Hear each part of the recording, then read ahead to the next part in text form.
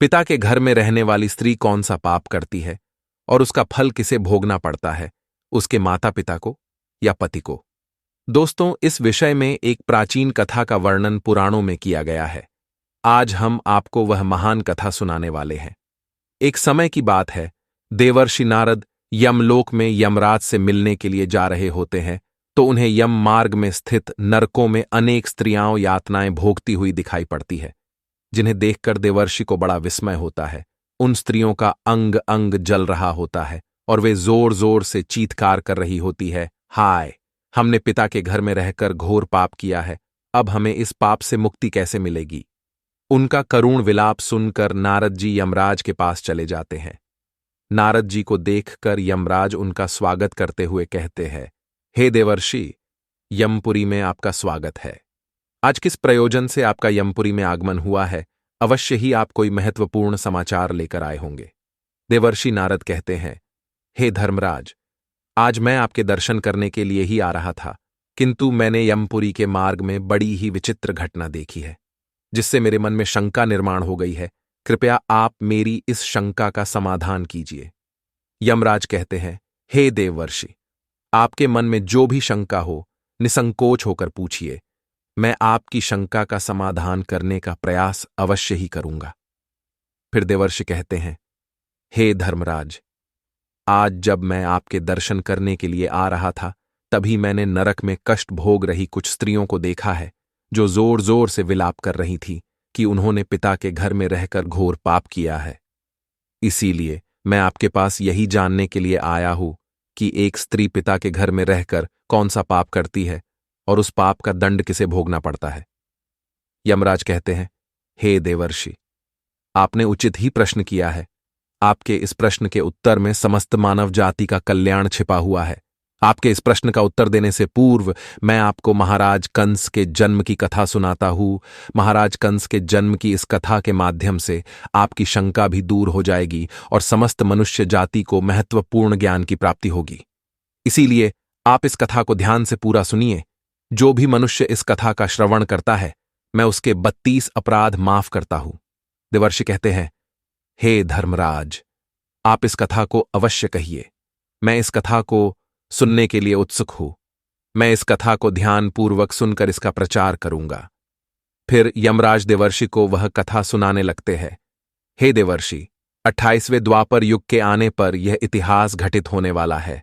यदुकुल नरेश वीरवर उग्रसेन के यहां पर जो घटना घटित होने वाली है, मैं उसी का भूतकाल के रूप में आपके समक्ष वर्णन करता हूं। माथुर प्रदेश में मथुरा नाम की नगरी है। उस नगरी में उग्रसेन नाम के यदुवंशी सम्राट राज्य करते थे। महाराज उग्रसेन बड़े ही पराक्रमी, संपूर्ण धर्मों के तत्वज्ञ, बलवान, दानशूर तथा अत्यंत बुद्धिमान थे। महाराज अपनी प्रजा का पालन करने में तत्पर तथा सत्य धर्म का पालन करने वाले थे। उसी समय में विदर्भ नाम के देश पर सत्यकेतु नाम से एक प्रसिद्ध राजा राज्य करते थे। महाराज सत्यकेतु की एक पुत्री थी, जिसका नाम पद्मावती था, जो अत्यंत सुंदर, सत्य धर्म का पालन करने वाली, गुणवान, चरित्रवान तथा स्त्री के समस्त गुणों से युक्त साक्षात लक्ष्मी के समान रूप वाली थी। महाराज सत्यकेतु ने जब अपनी पुत्री का विवाह करने का विचार किया और उनके लिए उचित वर खोजने लगे, तो उन्हें उस समय पर महाराज उग्रसेन के समान दूसरा कोई दिखाई न पड़ा। इसीलिए उन्होंने अपनी पुत्री का विवाह महाराज उग्रसेन से करा दिया। विवाह के बाद रानी पद्मावती ने महाराज उग्रसेन की बड़ी सेवा की। रानी पद्मावती के स्नेह और प्रेम से मथुरा नरेश उग्रसेन मुग्ध हो गए और वे पद्मावती को प्राणों से भी अधिक प्रेम करने लगे। वे रानी पद्मावती को साथ लिए बगैर भोजन भी नहीं करते थे। रानी के मुख के दर्शन किए बगैर महाराज को चैन नहीं पड़ता था। महाराज रानी के साथ क्रीड़ा विलास करने में ही समय बिताने लगे। महाराज पद्मावती से इतना प्रेम करने लगे थे कि उसके बिना उन्हें एक क्षण भी चैन नहीं पड़ता था। उन्हें पद्मावती की मधुर बातें अमृत के समान सुख प्रदान करती थीं। पद्मावती की मुस्कान से ही महाराज मंत्रमुग्ध हो जाया करते थे। पद्मावती भी महाराज से बहुत अधिक प्रेम करने लगी थी। इस प्रकार से महाराज उग्रसेन और पद्मावती में परस्पर प्रेम बहुत अधिक बढ़ गया। फिर कुछ समय के पश्चात महारानी पद्मावती के पिता विदर्भ नरेश सत्यकेतु को अपनी पुत्री की बड़ी याद आने लगी। पद्मावती की माता भी अपनी पुत्री के दर्शन न होने के कारण अत्यंत दुखी थी। फिर महाराज सत्यकेतु ने महाराज उग्रसेन के पास अपने दूत को भेजा। उस दूत ने मथुरा जाकर महाराज उग्रसेन से आदरपूर्वक कहा, हे महाराज, विदर्भ नरेश सत्यकेतु ने अपनी कुशल कहलाई है और आपका कुशल समाचार वे पूछ रहे हैं। यदि आपको उनका स्नेह और सम्मान स्वीकार हो तो आप कृपया राजकुमारी पद्मावती को उनके यहां भेजने की व्यवस्था कीजिए। वे अपनी पुत्री को देखना चाहते हैं। उन्हें बड़े दिनों से अपनी पुत्री की याद आ रही है और उससे मिलने की उनके मन में बड़ी इच्छा है। महाराज उग्रसेन ने जब दूत के मुख से यह बात सुनी तो उन्होंने बड़े आदर के साथ महाराज सत्यकेतु की इच्छा का स्वागत किया और अपनी उदारता दिखाते हुए उन्होंने अपनी प्राणप्रिया पत्नी पद्मावती को अपने पिता के पास भेजने का निश्चय किया। महारानी पद्मावती अपने पति के निर्णय से अत्यंत प्रसन्न हुई और अपने पति से आज्ञा लेकर पिता से मिलने के लिए रथ में बैठकर चली गई। अपने पिता के घर पहुंचकर पद्मावती ने पिता को नमस्कार किया और उनके चरण स्पर्श किए। अपनी पुत्री को देखकर महाराज सत्यकेतु को और उनकी पत्नी को बड़ी प्रसन्नता हुई। फिर पद्मावती अपने पिता के घर में बड़ी ही प्रसन्नता के साथ रहने लगी। वहां पर वह अपनी सखियों से मिली और उनके साथ स्वच्छंद होकर विहार करने लगी। पहले की तरह ही वह वन में घूमने लगी, नदी सरोवर के पास जाकर विचरण करने लगी। अपने पिता के घर आकर वह पुनः बालिका बन गई और उसके आचरण में भी बालिका की तरह संकोच का भाव न रहा और वह इधर उधर स्वतंत्र होकर घूमने लगी। फिर एक दिन की बात है, पद्मावती अपनी सखियों के साथ एक सुंदर पर्वत पर सैर करने के लिए चली गई। उस पर्वत की तराई में एक रमणीय वन दिखाई दिया जो सुंदर सुंदर वृक्षों से शोभा पा रहा था। उस वन में एक अत्यंत मनोहर स्वच्छ जल से भरा हुआ सर्वतोभद्र नाम का सरोवर था। उस सरोवर को देखकर पद्मावती अपनी सखियों को लेकर सरोवर के पास चली गई और उस सरोवर में अपनी सहेलियों के साथ हंसती गाती हुई जल क्रीड़ा करने लगी। अपने सहेलियों के साथ खेलते कूदते हुए वह अपने पति परमेश्वर को भूल गई और मौज करने लगी। उसी समय कुबेर का एक सेवक गोभील नाम का दैत्य दिव्य विमान पर बैठकर आकाश के मार्ग से कहीं पर जा रहा था। जब वह उस सरोवर के ऊपर से जा रहा था तो उस राक्षस की दृष्टि सुंदर रूप तथा बड़ी बड़ी आंखों वाली राजकुमारी पद्मावती पर पड़ी, जो हंसते खेलते हुए सरोवर में स्नान कर रही थी। उसे देखते ही वह दैत्य आकाश में ही रुक गया। उसे अपनी ज्ञान शक्ति से पता चला कि वह सुंदरी विदर्भ नरेश की पुत्री पद्मावती है, जो महाराज उग्रसेन की प्यारी पत्नी है। वह दैत्य गोभील इस प्रकार से सोचने लगा, हाय, यह पद्मावती कितनी सुंदर है, इसका रूप कितना मनोहर है, किंतु यह पतिव्रता होने के कारण आत्मबल से सुरक्षित है, पर पुरुष के लिए इस सुंदरी को पाना असंभव है। महाराज उग्रसेन बड़ा ही मूर्ख है जो उसने अपनी इतनी सुंदर मनोहर रूप वाली पत्नी को मायके में भेज दिया। यह सुंदरी देवताओं के लिए भी दुर्लभ है। इस समय कामदेव मुझे बहुत पीड़ा दे रहे हैं। मैं कैसे इस सुंदरी के निकट जाऊं और इसका उपभोग करूं? इसके साथ भोग विलास करने की मेरे मन में बड़ी इच्छा हो रही है। इतना सोचते हुए उस राक्षस ने एक उपाय निकाला और फिर उसने महाराज उग्रसेन का रूप धारण किया। उसने पूरी तरह से अपने शरीर को महाराज उग्रसेन में बदल दिया। वह हूबहू महाराज उग्रसेन की तरह ही दिखाई पड़ रहा था। फिर वह उस वन में एक वृक्ष के नीचे जाकर बैठ गया और उसने मधुर संगीत बजाना शुरू कर दिया। वह मधुर संगीत मोहित करने वाला था। जब पद्मावती और उसकी सखियों ने उस मधुर संगीत को सुना तो उनका मन विचलित हो गया और वह मधुर संगीत की तरफ आकर्षित होने लगी। वह सोचने लगी, यह मधुर संगीत कौन बजा रहा है जिसने हम सभी को मंत्रमुग्ध कर डाला है? पद्मावती के मन में उस संगीत बजाने वाले को देखने की इच्छा हो गई। वह उस संगीत का पीछा करते हुए अपनी सखियों के साथ जाने लगी तो उसने देखा कि एक वृक्ष के नीचे कोई पुरुष बैठा है जो महाराज उग्रसेन की तरह दिखाई पड़ रहा था। वास्तव में वह दुष्ट राक्षस गोभील था जो महाराज का रूप धारण करके बैठा हुआ था। महाराज उग्रसेन को वहां पर बैठा हुआ देखकर पद्मावती सोचने लगी, मेरे धर्मपरायण पति अपना राज्य छोड़कर इतनी दूर कब और कैसे चले आ गए? महारानी इस प्रकार से सोचने ही लगी थी कि महाराज उग्रसेन के भेष में बैठे हुए उस दुष्ट गोभील ने स्वयं ही महारानी को पुकारा, हे प्रिय, यहां पर मेरे पास आ जाओ, मैं तुम्हारे बिना जी नहीं सकता। सुंदरी, तुमसे अलग रहकर मुझे चैन नहीं पड़ रहा था, तुम्हारे दर्शन किए बगैर भोजन करना भी असंभव हो गया था। इसी कारण से मैं खुद ही चलकर तुम्हारे पास आ गया हूं। मैं तुमसे एक क्षण भी दूर नहीं रह सकता। अपने पति के ऐसे वचन सुनकर महारानी पद्मावती कुछ लज्जित सी हो गई और शर्माते हुए वे उनके सामने जाकर खड़ी हो गई। फिर महाराज के भेष में बैठे उस पापी ने महारानी का हाथ पकड़ लिया और उन्हें लेकर जंगल में एकांत स्थान पर ले गया। वहां पर उसने अपनी इच्छा अनुसार पद्मावती के साथ भोग विलास करने लगा। लेकिन महाराज उग्रसेन के गुप्त अंग में कुछ एक निशानी बनी हुई थी जो इस बहरूपीय के शरीर के अंग पर दिखाई नहीं पड़ रही थी, जिसे देखकर महारानी अचानक से भयभीत हो गई। उसे समझ में आ गया कि यह महाराज उग्रसेन नहीं है, उनका रूप धारण करके कोई बहरूपिया आया है। महारानी पद्मावती तुरंत वहां से उठ खड़ी हुई और अपने वस्त्र संभाल कर पहन लिया। महारानी के हृदय में इस घटना से बड़ा दुख हुआ।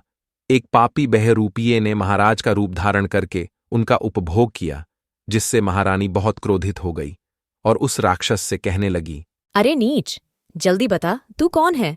तूने महाराज का रूप धारण करके मेरा उपभोग करके घोर पाप किया है। तू महापापी और निर्दयी है। इतना कहकर महारानी की आंखें भर आई और वह रोते हुए उस पापी को श्राप देने लगी। हे दुष्ट, दुरात्मा, तूने मेरे पति का रूप धारण करके मेरे साथ छल किया है, मेरे इस पवित्र शरीर को मलिन कर दिया है, मेरे उत्तम पतिव्रता व्रत को नष्ट कर डाला है। अब यहीं पर तू मेरा प्रभाव देख ले। मैं तुझे अत्यंत कठोर श्राप दूंगी। रानी पद्मावती की बात सुनकर वह राक्षस गोभील अपने असली रूप में आ गया और कहने लगा, हे दुष्टा, पतिव्रता स्त्री से तो समस्त राक्षस और दानव दूर भागते हैं। मैं तो जन्म और कर्म से राक्षस ही हूं, इसीलिए मुझे श्राप देने से पूर्व तुम मेरे दोष का विचार करो। तुम मुझे कौन से अपराध के लिए श्राप दे रही हो? मेरे राक्षसी स्वभाव के कारण ही मैंने ऐसा कृत्य किया है। पद्मावती कहने लगी, हे पापी राक्षस, मैं साध्वी और पतिव्रता नारी हूं। मेरे मन में मेरे पति का ही वास है। मैं केवल अपने पति की ही कामना करती हूँ। मैं सदा उन्हीं के लिए व्रत एवं तपस्या करती हूँ। मैं अपने धर्म मार्ग पर चल रही थी, किंतु तूने माया रचकर मेरे साथ अन्याय किया है, मेरा पतिव्रता धर्म नष्ट कर डाला है। इसीलिए हे दुष्ट, मैं तुझे भस्म कर डालूंगी। फिर वह राक्षस गोभील कहने लगा, हे राजकुमारी, यदि तुम उचित समझो तो मेरी बात सुनो। मैं धर्म की बात कह रहा हूं। जो स्त्री प्रतिदिन मन, वाणी और क्रिया द्वारा अपने पति की सेवा करती है, पति के संतुष्ट होने पर ही स्वयं संतुष्ट होती है। पति के गुस्सा होने पर भी उसका त्याग नहीं करती, उसके दोष का विचार नहीं करती, अपने पति के हर काम में उसका साथ देती है। पति के अलावा कभी किसी पुरुष का विचार तक नहीं करती, वह स्त्री पतिव्रता कही गई है। यदि कोई स्त्री खुद का कल्याण चाहती है तो वह अपने पति का कभी त्याग नहीं करती। पति चाहे रोगी हो, कोढ़ी हो, बूढ़ा हो, अंगहीन हो अथवा पापी हो, पतिव्रता स्त्री कभी अपने पति का परित्याग नहीं करती है। जो स्त्री अपने पति को छोड़कर अपना मन दूसरे कार्यों में लगाती है, पति को भूलकर खुद मौज उड़ाती है, स्वेच्छाचारिणी बनकर पति को छोड़कर अकेले ही इधर उधर घूमने लगती है, उसे संसार में व्यभिचारिणी कहा गया है। जो स्त्री पति की अनुपस्थिति में श्रृंगार करती है, सज धज कर इधर उधर घूमती है, विहार करती है, दूसरे पुरुषों के सामने नाच गाना करती है, उसे कुलटा कहा जाता है। हे राजकुमारी, तुम बताओ, अपने पति को छोड़कर तू इस वन में किस लिए आई है? पति की सेवा करना छोड़कर तू सज धज कर श्रृंगार करके इस वन में क्यों भटक रही है? तुझे शर्म नहीं आती? और फिर तू किस मुंह से कह रही है कि तू पतिव्रता है? कर्म से तो तुम पतिव्रता दिखाई नहीं पड़ती हो। तुम पति के बिना निर्भय होकर इस पर्वत में और वन में मतवाली होकर घूम रही हो, इसीलिए तुम पापिनी हो। मैंने तुझे सही राह पर लाने के लिए ही तेरा उपभोग करके तुझे दंड दिया है। अब तू इसके बाद कभी ऐसी धृष्टता नहीं करेगी। इसीलिए तुम मुझे बताओ तो, पति को छोड़कर किस लिए यहां पर आई हो? ये श्रृंगार, ये आभूषण, ये मनोहर सुंदर सुंदर वस्त्र धारण करके किसके लिए घूम रही हो? तुम्हारा पति तो दूर विदेश में रहता है, तू किसके लिए इतना सज-धज कर घूम रही हो? हे पापिनी, अब बोलो ना, किस लिए और किसके लिए ये सब किया? कहां है तुम्हारा पतिव्रता धर्म? दिखाओ तो मुझे। व्यभिचारिणी स्त्री के समान बर्ताव करने वाली नारी, तुम इस समय अपने पति से 400 कोस दूर हो। कहां है तुम्हारे अंदर पति को देवता मानने का भाव? अरी दुष्ट कहीं की, तुझे शर्म भी नहीं आती? खुद के ऐसे बर्ताव पर तुझे घृणा भी नहीं होती, तू क्या मेरे सामने बोलेगी? तू खुद पाप करके यहां पर घूम रही है, सुंदर वस्त्र आभूषण पहनकर पराये पुरुषों को आकर्षित कर रही है और मुझे बता रही है कि तू पतिव्रता है। उस गोभील के ऐसे वचन सुनकर पद्मावती बोलने लगी।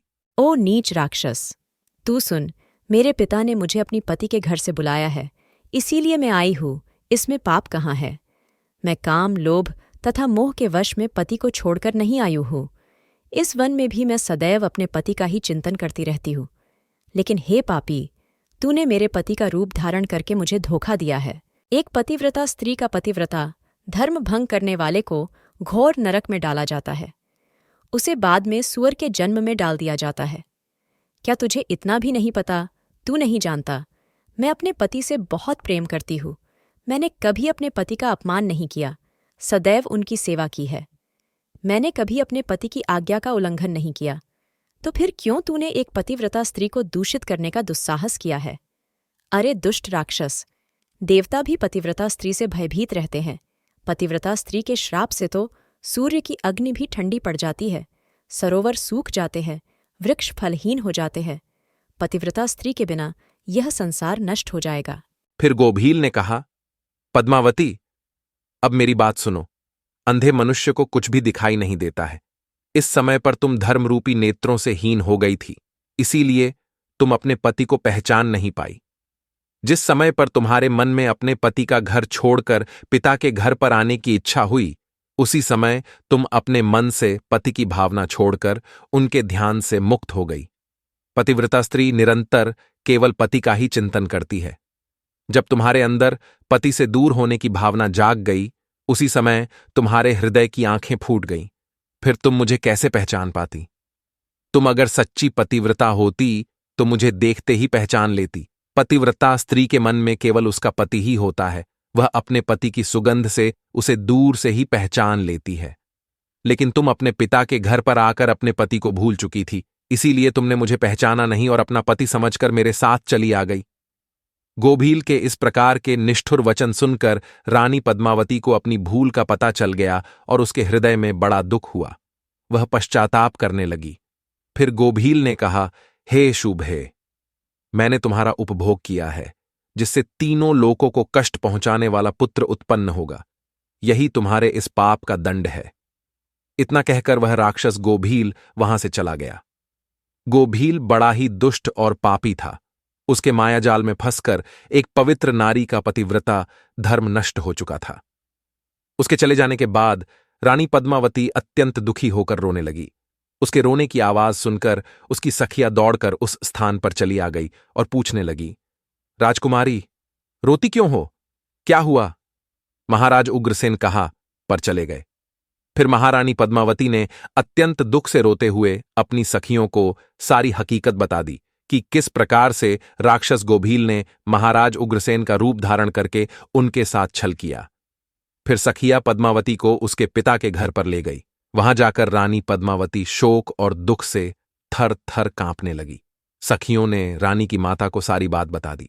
यह बात सुनते ही पद्मावती की माता ने महाराज सत्यकेतु के पास जाकर सारा वृतांत सुना दिया, जिससे महाराज सत्यकेतु को बड़ा दुख हुआ। उन्होंने तुरंत ही अपनी पुत्री को कुछ दूतों के साथ उसके पति के घर पर भेज दिया। उधर महाराज उग्रसेन अपनी पत्नी पद्मावती को आया हुआ देखकर बहुत प्रसन्न हुए। वे बार बार पद्मावती से कहने लगे, हे प्रिय, तुम्हारे बिना मेरा जीवन दुष्कर हो गया था। तुम और कुछ दिन ना आती तो मेरे प्राण ही चले जाते। इतना कहते ही रानी पद्मावती महाराज के गले में पड़कर फुट फुट कर रोने लगी। महाराज उग्रसेन कहने लगे, हे सुंदरी, क्या हुआ? क्यों रो रही हो? मुझे बताओ, तुम्हारे दुख का क्या कारण है? पद्मावती ने महाराज को कुछ नहीं बताया और उस पाप को छिपा दिया और प्रेम से महाराज के साथ विहार करने लगी। फिर महारानी का वह भयंकर गर्भ धीरे धीरे बढ़ने लगा। केवल महारानी ही जानती थी कि उसके गर्भ में किसका बच्चा पल रहा है। यह बात उसने कभी महाराज को नहीं बताई। अपने उदर में पल रहे उस राक्षस के बालक के विषय में सोचकर रानी को दिन रात चिंता सताने लगी थी। वह गर्भ 10 वर्ष तक बढ़ता गया और उसके बाद महाभयंकर कंस का जन्म हुआ। वही कंस जब बड़ा हुआ तो उसने तीनों लोकों के निवासियों को कष्ट पहुंचाना शुरू किया और फिर अंत में भगवान श्री कृष्ण के हाथों से उसकी मृत्यु हो गई और उसे मोक्ष प्राप्त हुआ। यमराज कहते हैं, हे देवर्षि, भविष्य में घटित होने वाली इस घटना को मैंने आपको भूतकाल के रूप में सुना दिया है। इस प्रकार से पिता के घर में जो कन्या निवास करती है वह बिगड़ जाती है। अतः कन्या को विवाह के बाद पिता के घर में अधिक समय तक नहीं रहना चाहिए। पुत्री अपने पिता के घर में रहकर जो पाप करती है उसका फल माता पिता को भोगना पड़ता है। इसीलिए किसी भी पिता को अपनी पुत्री के विवाह के बाद उसे अपने घर में नहीं रखना चाहिए। जिस पुरुष के साथ उसका विवाह किया गया है उसी के घर में स्त्री का पालन पोषण होना चाहिए। वहां रहकर जब वह भक्तिपूर्वक अपने पति की सेवा करती है उसे दोनों कुल की कीर्ति बढ़ती है। पिता के घर में आने पर वह फिर से अपने पुराने दिनों को याद करती है और पति को भूल जाती है। ऐसे में उसके द्वारा अनजाने में ही भयंकर पाप हो सकता है। विवाह के बाद स्त्री की रक्षा केवल उसका पति ही कर सकता है। पति से दूर रहने वाली स्त्री के मन में कभी भी पाप उत्पन्न हो सकता है। वह मोहवश पराये पुरुष के चंगुल में फंस सकती है। इसीलिए उचित यही है कि उसे उसके पति से दूर न किया जाए। यदि वह स्त्री ससुराल में रहकर पाप करती है तो उसका फल उसके पति को भोगना पड़ता है। पुत्री के उत्तम गुणों से ही पिता की कीर्ति बढ़ती है, इसीलिए पुत्री का स्थान उसके पति के घर पर ही होता है। दामाद के साथ भी कन्या को अपने घर में नहीं रखना चाहिए। तो दोस्तों, इस प्रकार से धर्मराज ने देवर्षि नारद को रानी पद्मावती की कथा सुनाकर संसार को उत्तम संदेश दिया है। आपको यह कथा कैसी लगी कमेंट करके अवश्य बताएं। जानकारी अच्छी लगी तो वीडियो को लाइक जरूर करें। कमेंट में जय श्री कृष्ण अवश्य लिखें। साथ ही चैनल को सब्सक्राइब करें। आप सभी का धन्यवाद।